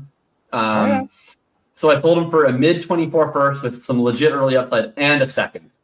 But I bought him for a 25-1 that I think will be late, and I'm just getting a third back. So I would take my shiny new Devin Achane, and I would ship him right off for Puka Nacua. Would you? So I find this hard because I want to be overweight Achane, so I'm not trying to use him in trades. But if the answer is just who do I prefer, it's Puka. Yes. Yeah. It's Puka for sure. This was one where I got into this same debate with Davis and Pat. We were doing our Dynasty Rankings update show with Davis Maddox and Pat Crane, and we were both pretty excited about both players. I was the highest on Puka, and we wound up kind of similar on Achane, but I was the only one with Puka over Achane, which made me feel really bad because Achane's kind of a brand player for me. But I moved Puka hella. But we had Achane similar. The difference was I have Puka Nacua ranked at 45 overall in Dynasty. Is that a Superflex Dynasty? Yes. So you're taking the 4th round of a startup? So here's the names that I have directly ahead of him. I have Devontae Adams, Justin Fields, Cooper Kupp, DK Metcalf. That's right. I said Justin Fields. I didn't stutter. Did I stutter? No, I didn't stutter. Devontae Adams, Justin Fields, Cooper Kupp, DK Metcalf, TJ Hawkinson, Zay Flowers. Then I have Puka, and then I have Jordan Addison, Calvin Ridley, Josh Jacobs, Ken Walker, Michael Pittman, Brandon Ayuk, Saquon Barkley, Austin Eckler, Deebo Samuel, Ramondre Stevenson. Yeah, all in the same tier. All of those players in one tier, so you can really move them around. But that's the tier that I have Puka within. Yeah, I think that's a fair spot. I don't know if I'm quite that high. Maybe I'd have to think about it. I don't really do mine in that structure, so I haven't really put much thought into do I prefer X, Y, or Z to him. But yeah, I don't know. I'm in. Give me a mid first though, and I'd sell him because that could be something really special. And I would push the you can do the plus any of the opportunity to the legendary Puka for Egbuka trade. That would be fine. I would I feel like that's like a worst case scenario if you trade like a second or a mid first is you're getting Egbuka in the mid first with the rookie pick. That's been in my mind that is to me your worst case scenario for a top 6 first. And it's a good scenario. He seems like a great prospect. I think Puka, I kind of look at him kind of similarly to Amon-Ra St. Brown coming off his rookie year, which is, smaller sample, but on the bright side, it's an immediate sample versus we had to wait till halfway through the season to see the sample. Downside, Amon-Ra was a much more impressive college player, but there is some stuff in Puka's profile that's interesting. Basically, I think where I'm at with it is it would positively stun me based on what he did if he's not good. Whether he's Jarvis Landry, Robert Woods good, or a lot better than that, I don't know. But if my worst case scenario here, it's not the worst case scenario, but if I think it's probably a 30th to 40th percentile outcome, maybe 50th, I don't know. But that I'm just trading for I'm treating him like a mid first or treating him late first, and I'm getting like a Robert Woodsy career. It's like that's not great, but it's definitely not catastrophic by any stretch. Mm-hmm. I think that the floor is being underrated. I think it's underrated by people just how hard it is in your first 3 NFL games to come out and see 42 targets. To lead the world in targets straight out of the gate. So to me, it's just a matter of like, is he just like a wide receiver 2/3 guy, or is he actually a wide receiver 1 guy? And so to me, yeah, if you're sending a late first, I think you're probably at worst just kind of like, you're fine. You're getting like a decent guy, and you're free rolling the chance that he's actually a superstar, which I think is like, it's in the range of outcomes. Like he's doing superstar things. Yeah. We've never seen him not be a superstar in the NFL. It's true. So I'm fine with it. So would you rather have Puka Nacua or Christian Watson? Puka Nacua. George Pickens? Definitely Puka Nacua. Ramondre Stevenson. I think you said they're in the same tier, right? I do have them in the same tier, but I have Puka higher. I don't know if I'm sounding the alarm on Ramondre Stevenson. Do it. Sound it. But I'm definitely looking at my like apartment manual, and I'm like, where is the alarm in case I needed to sound it? It's over there. Okay, just gotta have that noted. Just in case. Like you're holding the hammer where it's like break for emergency. Like you're holding the hammer right now. I haven't broke it yet, but the hammer's hovering. It's everywhere I go, I bring that glass with me, and I'm like, just in case there's an emergency, I better be able to break it quick. Yeah, I feel like Ramondre is not doing great this year, and he's been dreadful. Yeah, it's been bad, and I like. This is one of my core principles: is you sell day 3 wide receiver or day 3 running backs a pop, and I wasn't like shouting from the rooftops to sell them, and I should have been. I was like quietly whispering it. Maybe I think I actually had him as a hold. Maybe I can't remember now. Yeah, I'll have to go back and check. But I certainly wasn't buying. But it was. I don't have that louder in selling. I don't have that much of him in Dynasty because I sold most of it last year before I was like all that convinced that he was the thing. And then when I became convinced he was the thing, I wasn't really all that much higher on him than anybody else. I was kind of the same. So I'm kind of like with the market on him. So I'm not that panicked about it. But yeah, I think that the athleticism is hurting him in a way that it didn't last year. Like I don't think he necessarily looks that different to me. It's just he's always been really slow and he doesn't have burst. And then the O-line is playing considerably worse than they did last year. And I think what's just happening to him is like he just does not have any sort of momentum when he's met in the backfield because he's so slow. And he's just getting hit and planted, and he's just not able to do anything about it. When I've seen him get to the open field, to me, he still kind of looks like the same Ramondre. He still has a lot of those same traits, but I think he's really struggling right now. I don't know when it gets better. This O-line is bad. And they're just stacking the box. Like they know that New England doesn't pose any sort of vertical threat in the passing game, so they're very willing to just load up on stopping the run. He's getting outperformed by Zeke right now, which is pretty embarrassing. Zeke's really good for him and for me. Hey, hold on, Zeke held down the best running back in football for like 3 consecutive years. He's not bad. So it's at this point in time, the role is still fine. Like he's still seeing like 70% of the snaps. He's running the vast majority of the routes. So probably where I'd be at for Ramondre now is like, let's see when he gets his next good game in the box score where he scores like 20 fantasy points. Unless his role is getting clipped immediately, that's probably still going to happen at some point in the next few weeks. But check and see how he's doing. Because if he racks up a big box score game while also looking this bad, you probably just want to get out for anything you can at that point.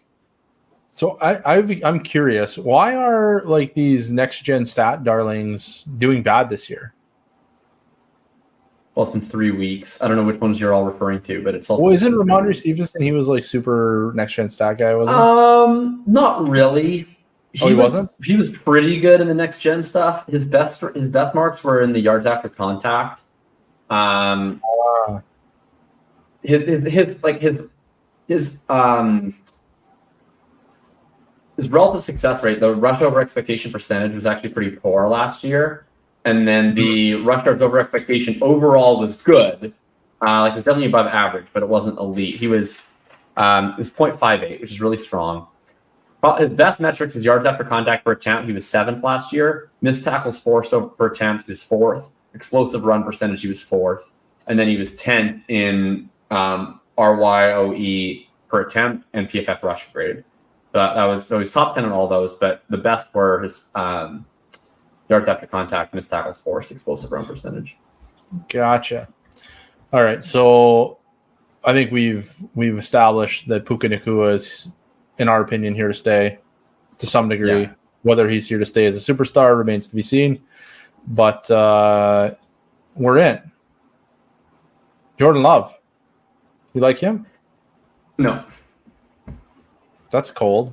You know that he is like cementing himself as the next in line behind Brett Favre, Aaron Rodgers, MVP, NFL MVPs, multi-time NFL MVPs. Jordan Love is next in line. He will obviously carry the mantle forward, and he's terrible, and I don't understand why anybody likes him other than he's scoring a lot of touchdowns right now, so lucky him.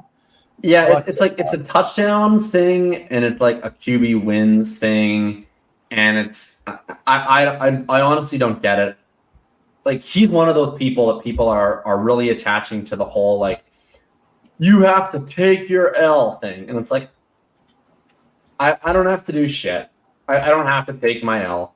He has a PFF passing grade of 62.6.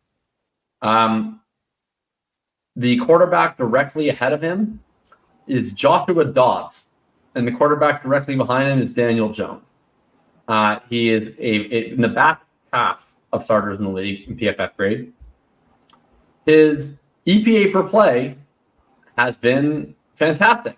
I don't know if anyone knows this, but touchdowns play a pretty big role in EPA per play, and he's been throwing a lot of those. So his EPA per play is 3rd. But interestingly, his completion percentage over expected is 3rd to last. It's only currently ahead of Anthony Richardson and Joe Burrow. He is behind Zach Wilson and Kenny Pickett, and Justin Fields are the next 3, just ahead of him.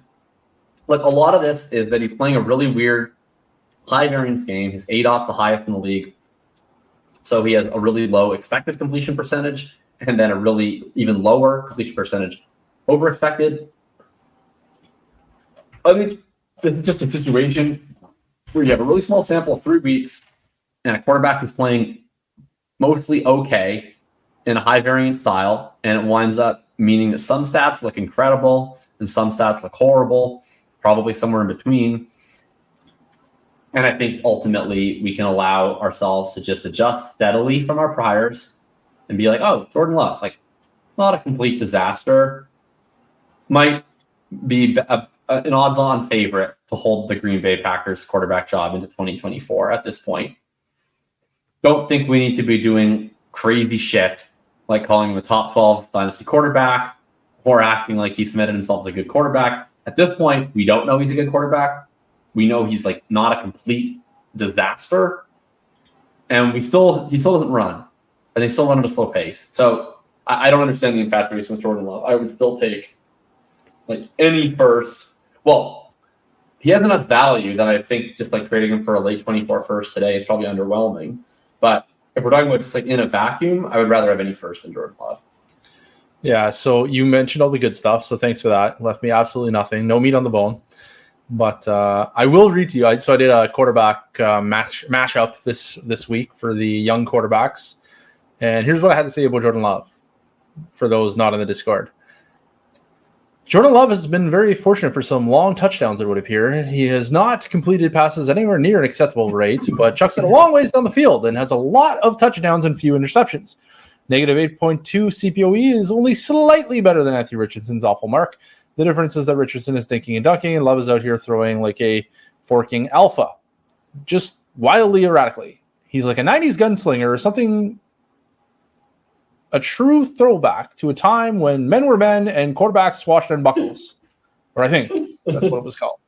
So like he's playing in an era that he's not belong in. He's not that good, and everything sucks. And then there's a bunch of other stuff like in the charts that I posted about like his PFF grade and his next gen stat, or not his next gen stats, his CPOE and EPA and ADOT. His ADOT is outrageous. Good for him. The problem, of course, you go to Fantasy Calc and you look at where he is being valued. He's up to 4,663 points on Fantasy Calc. That's at fantasycalc.com/dynasty-rankings. By the way, they're really cool. Like they do this based on actual trades and leagues. They have, I don't know how they do it exactly, but some kind of formula where they assign a number based on a player is traded for a player who's traded for a player, and it all spins together into a number. That number puts him at player 25 in startup drafts. That is a fringy second-round pick. Some people are taking him in the second round if there was a startup draft today, and that is madness.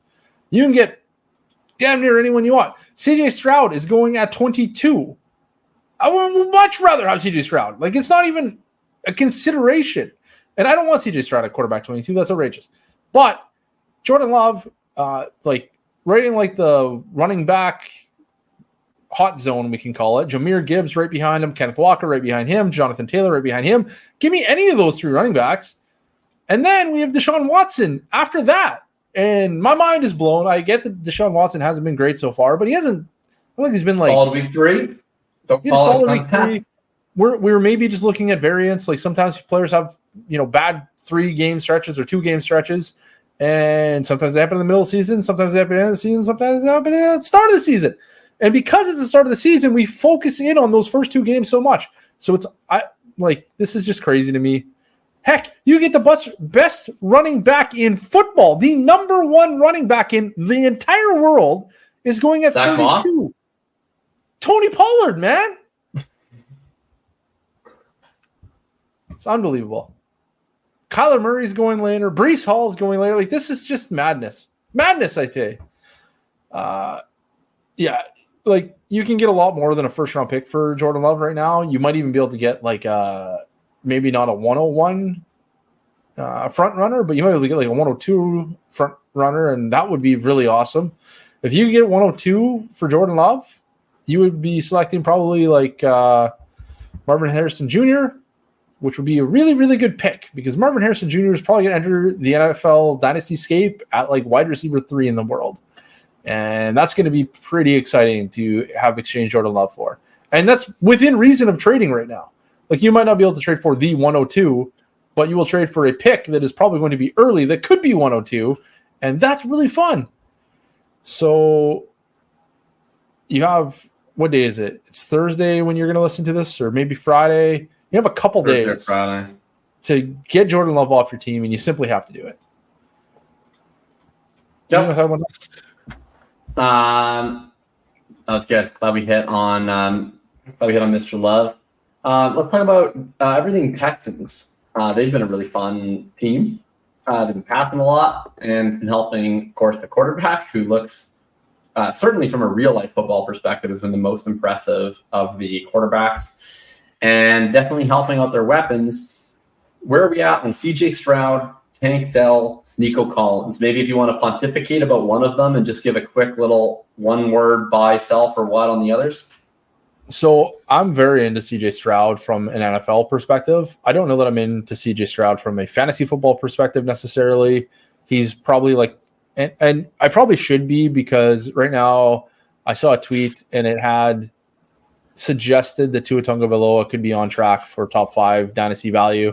And that's really exciting for Tua Tagovailoa. However, I will obviously be selling. Did a whole thread on it today in the Discord. If he reaches those kind of heights, that's outrageous. CJ Stroud is along that same archetype in the Tua Tagovailoa, Mac Jones, Kirk Cousins spectrum, where we're probably not getting elite production, and we're getting into, well, we started in elite prices, so I'm still probably not that into it, even though he looks awesome. Right.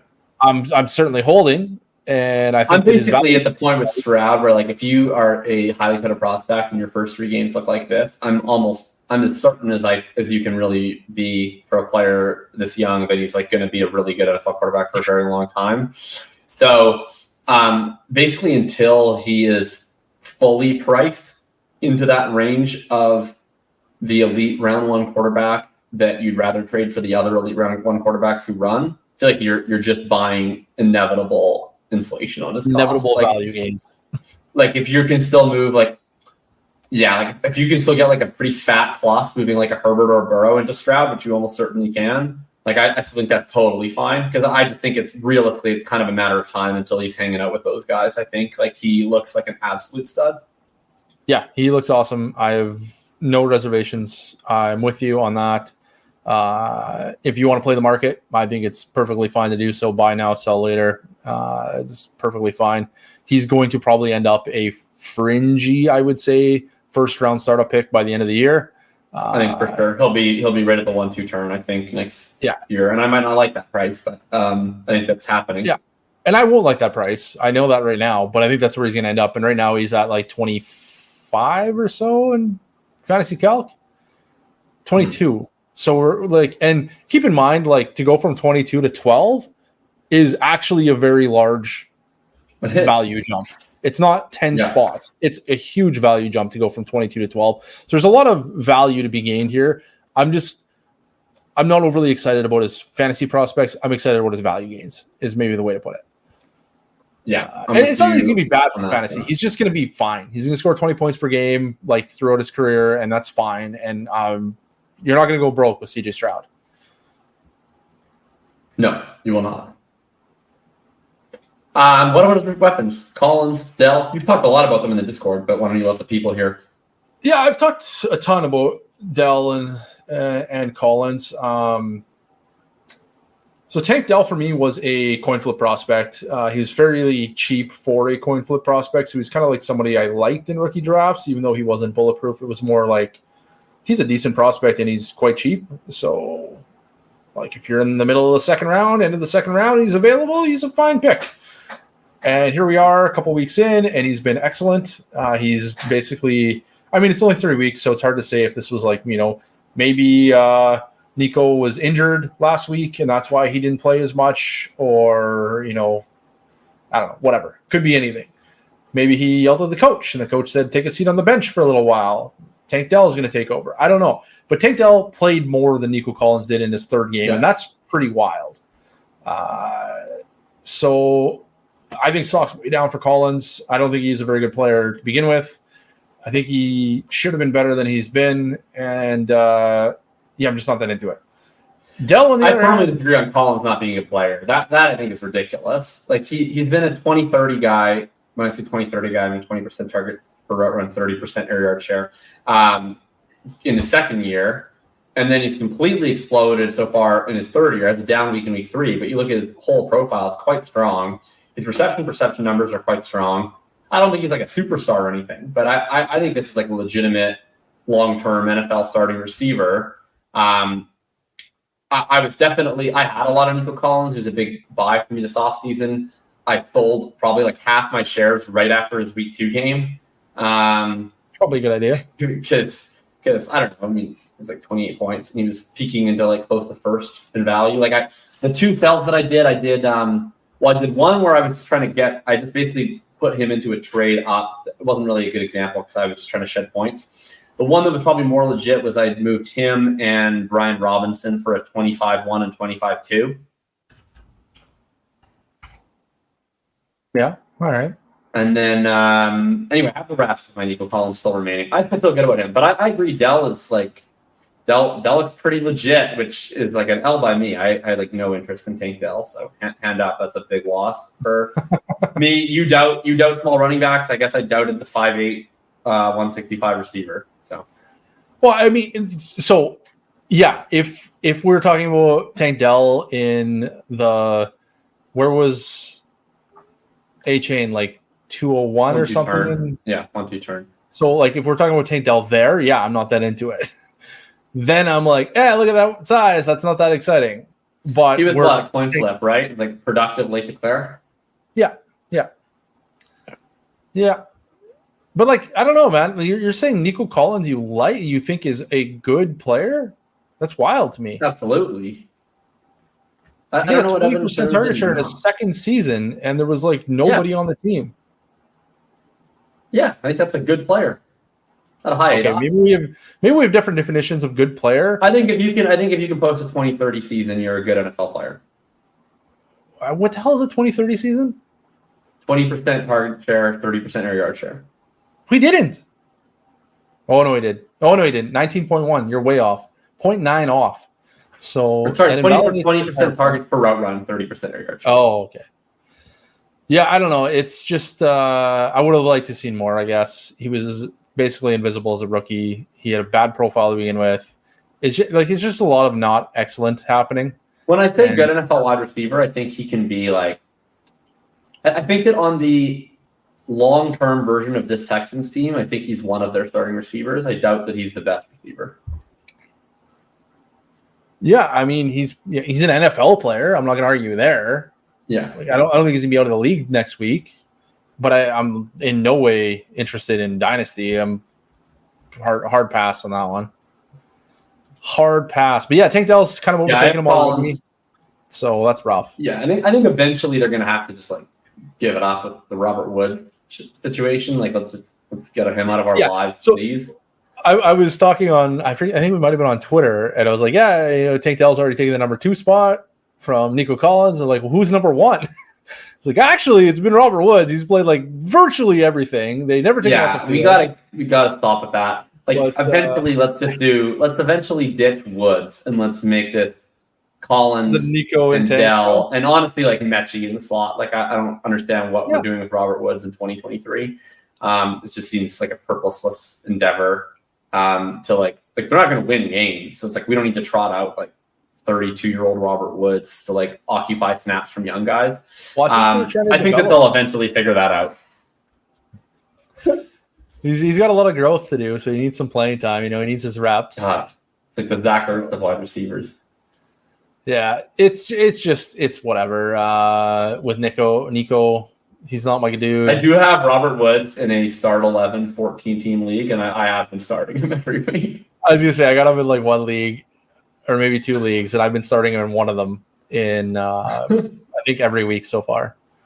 Yeah, but and it's like a good spot. It's like point per reception, and it's also like 0.5 for receiving first down. So he's just been like moving the chains, just compiling the points. What I will also say about Tank Dell is so far through 4 weeks, he's got 21 targets, which is a hell of a lot of targets. He's third among rookies in targets, behind Puka Nacua and Zay Flowers with 25. And then Tank Dell's third with 21. So that's pretty wild. And then he's got a 77.5 receiving grade from PFF, which is, I believe, fourth highest in the class right now. Well, I didn't even look at the PFF receiving grade. Rashid Rice, Tank Dell. So, like, he's having a strong season. That's a lot of guys that are high. Yeah. Yeah. There's a lot of guys that haven't had a lot of targets yet, though. Marvin Mims only got 9 targets. Like, right, but every single one of them has gone for like 50 yards. Yeah, he's averaging like 7 yards per route run? Something like that. Wow. Okay, so Rashid Rice, I mean, it's only 14 targets, but he's over the magic eraser. Puka's over the magic eraser. Yeah. Pretty exciting stuff. So, like, Rashid Rice, I don't know what Jackson Smith and Jigba, 52.8, by the way. I don't know if we're starting to get worried about him. I'm not quite yet, but I'm getting, like, close. I mean, Quentin Johnston is considerably better at 56.5, so that's something. Yeah, of course. I'm really not concerned about JSN or Quentin Johnston at this point. They have a ton of value insulation, so we can let this wait. I mean, JSN was a lot more expensive though. Like in startup drafts, he was going like I want to say 2 rounds. Well, that's the thing. Like you can still get out of him really high. Like I was offered T. Higgins for JSN today, and I was like, man, maybe. Yeah. I think that the issue with JSN for me, and we've probably talked about this before on the podcast, surely you have in the Discord, is it's just like, I don't know. I'm not like in love with Geno Smith. I am pretty sure that DK Metcalf is pretty good. And then it's like, what's the ceiling here? Like, how high can JSN get? Well, the ceiling is a talent-based ceiling. It's just like, what if he's the best wide receiver in the NFL? That's like basically the ceiling. Yeah, I don't think that he is the best wide receiver in the NFL, and I think that's where my issue comes from. I never thought he was like head and shoulders above all the other wide receivers. I thought he was certainly among the best wide receivers, maybe in the top. Maybe he was the best wide receiver. But I just didn't see like this gap like everyone else seemed to see because of the Garrett Wilson and Chris Olave rookie seasons where they're like, he played with them and they were awesome. So he's going to be amazing. And I was like, well, they also got drafted like 10 spots ahead of him. And the NFL had the benefit of hindsight too. They got to see how good Garrett Wilson and Chris Olave were in the NFL, and then they still said, I don't know about JSN. Maybe he's probably good. We'll take him in the first round. We're not going to take him in the top 10 like the other guys. So I don't know. I'm not that worried about JSN yet. This is the moral of this. No, I'm not that worried either. And he had the cast on the hand too, which I think is like very relevant context. But anyway, it's interesting. Well, Dell, I'll throw him in there. Like, I'm pretty interested in Rashee Rice too. Where would you rank Dell? Like, clearly to me, it's still the first four first-round wide receivers are still ahead of all these round 2 guys. Puka has joined that class of the 4 first-rounders for me. But then, like, that 6, 7, 8, how would you rank Dell, Mims, and Rice? I think that's probably the clear 6, 7, 8. Probably right in that order. That's the order I would rank them. Okay. I think I would go Rice, Mims, Dell. Really? Well, Rice plays with Patrick Mahomes. But he's also by far the worst of the prospects. Are him and Dell that different? Like, they're both like late declares with late production. I don't think that Rashee Rice really did much in college. I don't know if he even hit any of my thresholds. I don't think he did. Not even in his last year. He had a ton of raw production. I can't remember exactly offhand like what his market share was. Let me just check real quick. I'm pretty sure that he was like a bust prospect for me. Could be wrong. It's happened before. Sometimes I misremember things.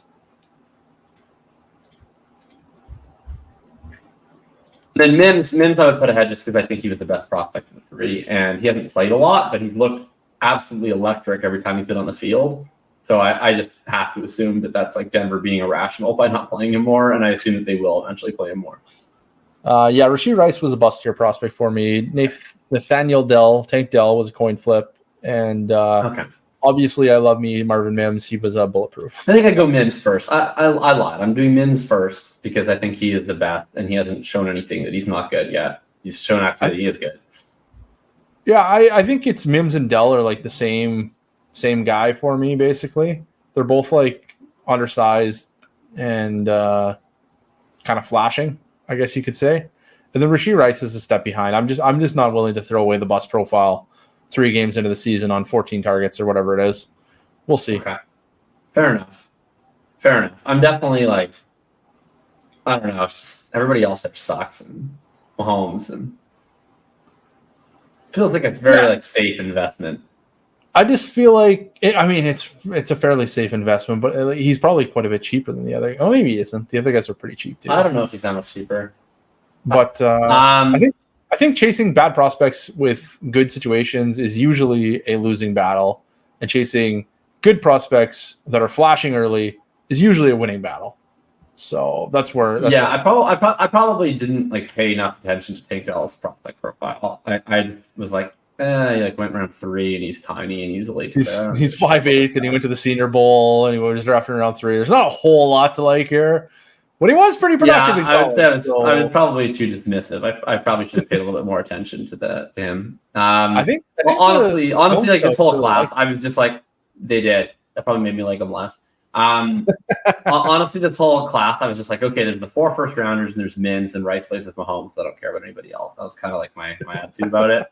Maybe I should have cared more. I cared a little bit about Jaden Reed. He looks interesting to me too. He's popping a little bit, not like a lot of it, but a little bit. I'm interested to see what happens with that offense once Watson's back, because right now everybody there kind of sucks. So it's hard to tell who's actually good. So I think it was 2 weeks ago, or maybe after week 2, maybe I did a thread in the Discord comparing Jaden Reed to Tank Dell, because I was very into Tank Dell and not that into Jaden Reed, and the masses, the patrons, obviously wanted to know, but why?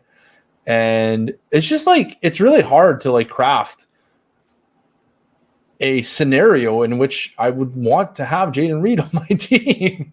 I'm like, he's stuck with Jordan Love. That's probably going to last another year. Jordan Love's not that good, and we're going to be stuck in that. Christian Watson, I think, is pretty damn good. So he's at best the wide receiver 2 on a bad offense. They don't pass that much, and it's just not that exciting. And then conversely, we have CJ Stroud, who's having like the best start to a career ever. And that's Stroud is like, he's got to be really high on the list of player you most want your players attached to. Like because they're letting him pass. He's perfect because they're letting him pass a ton. He never scrambles, and he's a really good passer, and he's young. He can be there forever. So like he is quickly entering that like Burrow, Herbert range of like, right? I mean, like you think about the receivers you want think about the quarterbacks what your receivers attached to. Like, okay, it's like okay. Like you'd rather have your receivers attached to like Josh Allen or Lamar Jackson or Kyler Murray than like Desmond Ridder. But like that's not actually like the best case scenario to have them attached to like a pretty high volume rushing quarterback. If they're able to lead a really efficient offense, that has its benefits. You can score more touchdowns. You can have more efficiency. But like honestly, you'd probably rather have them attached to Kirk Cousins or Dak Prescott or whatever. Like one of these like pretty good quarterbacks who is just going to throw it a bunch. And right now, that's like Stroud looks like he's pacing to be that guy, right? Like Matt Stafford is the absolute kingmaker for receivers, and like CJ Stroud could be that Matt Stafford, type of guy. Where, top two wide receiver seasons in the history of the football, and now he has made Puka Nacua, who I saw has joined them for breakfast. Yeah, I mean, had I known that, I would have had 100% exposure earlier. Yeah, I would have. This isn't fair. Why didn't they report that? It's a pretty good spot, right? Like Stroud seems to be one of those guys that fast forward 2-3 years, we're like, oh yeah, we're drafting his wide receiver 1 top 12 and his wide receiver 2 top 24 and his tight end top 12, and it's fine. They're all going to hit because he's going to have over 5,200 yards. Like that seems totally within the range of possibilities for him. Yeah. Which makes Dell really exciting. You're talking me into it. He better have a couple bad games in a row or like pull a hammy or something. So I need to get some shares. Yeah. Of course. He's what was I going to say? Shoot. I don't remember. Anyways, CJ Stroud, he's a dude, and we should like him very much. All right, you talked me into this. I'm now Mims Dell. Right. There you go. That's the spirit. CJ Stroud's basically Patrick Mahomes anyway. Okay, this is the last thing we're going to talk about next? Because we only have one more thing because we're running out of time. We're at 1:41. So we're going to talk about Justin Fields. I have a take on Justin Fields. I know you have a take on Justin Fields. If I had to guess, our take's probably the same on Justin Fields, but he's been really horrible. He's been exactly what he's been. What do you think are his prospects moving forward? What are you buying for? I don't even know if I need to ask what are you selling for, because like good fucking luck. What are you buying for and what are you holding for, I guess? I don't know. I did another thread. I read that thread. Threads in the last 30 days. I read the Field thread and I felt like you had robbed my mind because you said something that I've used the exact same line to people, like I swear, like a dozen times this week. What did you say? I said he's Trey Lance, except he's currently playing games. Oh yeah, he is. That's exactly. Yeah. He's Trey Lance, but he's a starting job. So I'm into it if I don't have to pay a lot for it, which is my take on Trey Lance the whole time. If Trey Lance is going where Justin Fields was going, I would not have been that into Trey Lance, just like I was not into Justin Fields this year. But because Trey Lance was like the opportunity cost of where Trey Lance was being drafted was not preventing me from getting somebody with like a smash ceiling, I was fine with it. I would let that burn to the ground because the smash ceiling opportunity is what really matters. And that's what I wanted. Now with Justin Fields, I don't know what's his price now. I am perfectly happy to send. I got him for a late 24 first today. There you go. I would happily send a late first for him because I'm probably not getting a smash player. The player may smash, but I'm not like looking at it as I'm getting Marvin Harrison Jr. here. So 0% chance you're getting a first round Konami quarterback in the late 24 first. 0.000% chance you're not in 2018 anymore. Yeah, like you're getting probably a good tight end prospect. You're getting a good tight end, a good wide receiver, or like a shitty running back. Or a shitty running back like Devon Achane, like a mediocre, like a good wide receiver. You're getting usually a good wide receiver prospect, not a great one, but like a good one. Yeah, you're gonna get. I don't know. I'm trying to think of somebody who's recently been out, like Zay Flowers in the late first. Like he's a good player. We're happy to have him. We're not like moving the world to try to get him. And I would trade Zay Flowers to get Justin Fields, for instance. Yeah, I probably would too. And at this point, like you're thrilled with your late first investment in Zay Flowers. Like he's had a much better start than most late first round pick wide receivers do through 3 weeks. So yeah, I probably like think of him more highly than I did certainly when I drafted Zay Flowers today. And I still do prefer Justin Fields, which is maybe a hot take, but I look at it as like it's definitely a hot take, but I do think it's the right take. If you can just Fields is now priced in a sense where your downside risk is like totally survivable. Like I drafted a lot of Sky Moore in the mid to late first. It sucks. Like it's like it really didn't ruin my teams.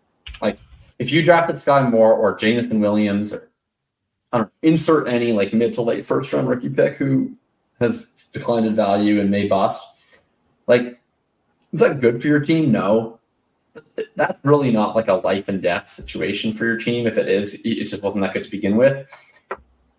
Trading a late first for Justin Fields is really all upside. It's a very survivable loss. And that's coming from like two guys, this podcast, when we did our preseason podcast, our consensus, I can't even remember who it was assigned to because both of our first picks to say for worst value was Justin Fields. And now it's like, yeah, like I think that the dream of Justin Fields' first round startup pick next Lamar Jackson is probably over. At this point, it would just be like really, really unlikely if he became an actually great quarterback, where Ohio State was a long time ago at this point. But he can be supercharged Daniel Jones and like stick around the NFL for a while and run even more.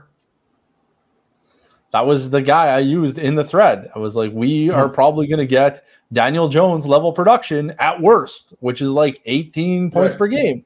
We still might get 20, 21 points per game. We might even get more if he goes on a real hot streak. But we're probably never getting crazy value again. We're probably never getting to the first round startup picks. No. Unless he actually plays exceptionally well, which is probably not going to happen.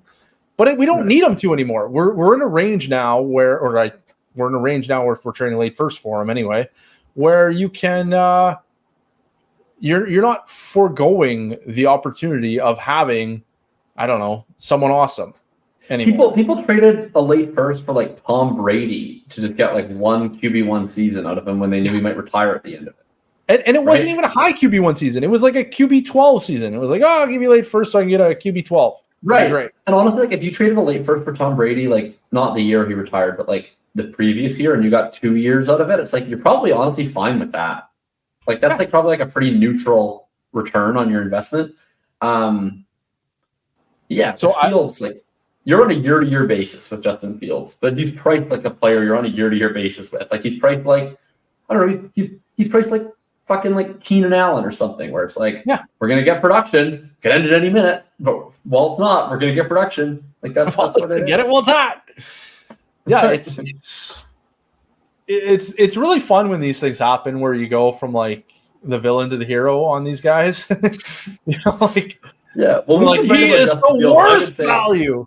I would say we've been right about Justin Fields like a lot. Like we've been right about him pretty consistently, where it was like we were like he's priced too high, and then we were like, now we've got to buy, now we got to sell, now we got to buy. Like it'd be kind of fun if we can keep this going. I don't know how long we can keep this going. I think eventually the bottom's going to drop out on us. But if we can just keep like Bitcoining this, it would be really fun. So I think you had written down it was like the panic meter or something, panic time on Justin Fields. Yeah, I'm panicked. Of course I'm panicked, but the price is reflected in the panic, and I'm all in on the upside because the upside, that's the thing. The upside has never changed. The upside is this guy is one of the best rushing football quarterbacks ever. So that upside is still fantastic. It's probably not going to be realized this year. But who knows? Maybe it happens in the future where he only rushes for, 600 yards or 700 yards, but he throws 20 touchdowns, 25 touchdowns, and we still get that 22-point season that we were dreaming of from the start. And if it doesn't happen, we're still probably getting 18 points per game because even guys like Daniel Jones can put up 18 points per game. It's basically nothing. So give me Justin Fields. Justin Fields or Jordan Love? Just stop it. Just absolutely stop it. Here's the thing. I think we're in the minority. Oh, my God. This is why you listen to the show, by the way, listeners. This is why you're listening, because we are the minority and we're right.